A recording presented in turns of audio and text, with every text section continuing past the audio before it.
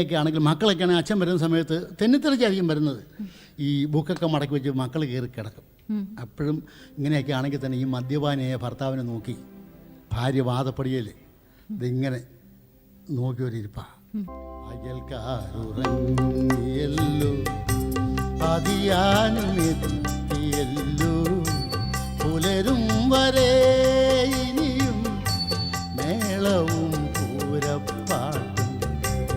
എതിർക്കുന്ന പ്രിയ ഭാര്യകളെ, കരയുന്ന സ്ത്രീകളെ, എതിർക്കുന്ന പ്രിയ ഭാര്യകളെ, കരയുന്ന സ്ത്രീകളെ, അറിയില്ല നിങ്ങൾക്കിനിയും അതിയാന്റെ ആത്മസ്നേഹം. അയൽക്കാരുറങ്ങിയല്ലോ, അതിയാൻ